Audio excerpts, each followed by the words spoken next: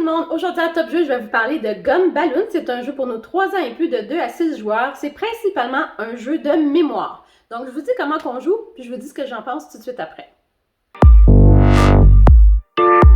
Alors le jeu Gum Balloon vient avec 17 chaussures. On a des chaussures qui ont des gommes sous la chaussure. On a des roses, des vertes et des bleues.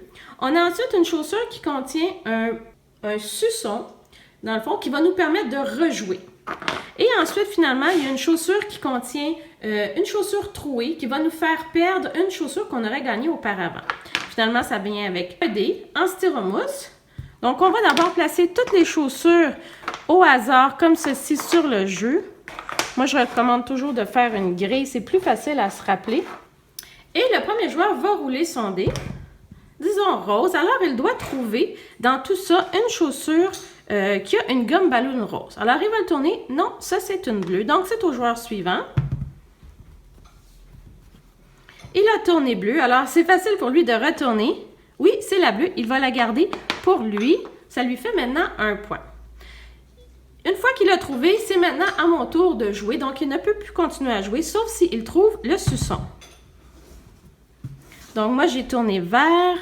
Non, j'ai une gomme ballon rose.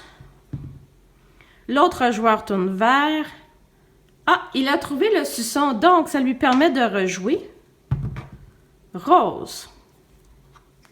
Le rose. Alors, ça lui fait un deuxième point. C'est maintenant à mon tour. Je tourne rose. Non, j'ai vert. À l'autre joueur. Bleu. Un rose ici. Une autre rose. Alors, une rose pour ce joueur-ci. Il m'a vu tourner celui-ci, donc il va pouvoir les garder. Vert.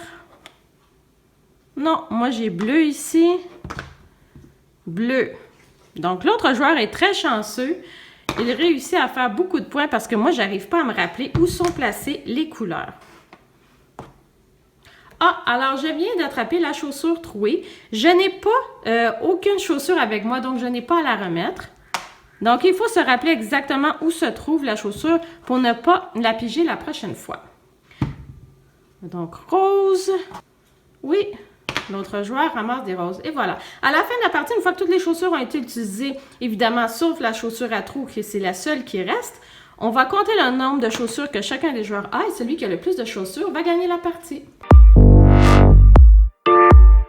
Alors, ce que je pense de Gum Balloon, j'ai été très déçue de ce jeu-là. Un jeu de mémoire, je me dis, quelque chose de nouveau, avec des petites bottines et des chewing-gums collés en dessous.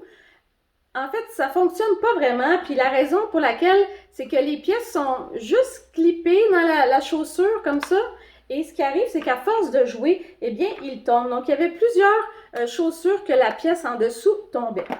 Autre, le dé. Alors, je trouvais que c'est génial, c'est vraiment le fun. Moi, j'ai une version qui est usagée, elle a été utilisée beaucoup. Et le dé, qui est fait en une espèce de foam, malheureusement, est en train de briser. Alors, oui, c'est le fun, c'est clair, c'est gros pour les enfants. Par contre, les composantes, je ne les ai pas trouvées super géniales. L'idée du jeu de mémoire, bref. Oui, on tourne une chaussure et puis on regarde si on a la bonne couleur. Puis si on l'a, mais on continue même pas. Dans le fond, c'est à l'autre joueur. Donc, plusieurs problématiques dans ce petit jeu-là. Je trouve que des jeux de mémoire, il y en a des centaines de plus intéressants que ça. Malheureusement, moi, je ne peux pas vous le recommander, ce jeu-là. Écoutez, si vous l'aimez, pourquoi pas? Dites-moi peut-être qu'est-ce que j'ai manqué. Mais sinon, je vais vous mettre des attachements pour vous montrer d'autres jeux de mémoire que moi, j'ai beaucoup, beaucoup aimé et que je vous recommande. Donc, n'oubliez pas d'appuyer sur subscribe et je vous vois bientôt. Bye bye!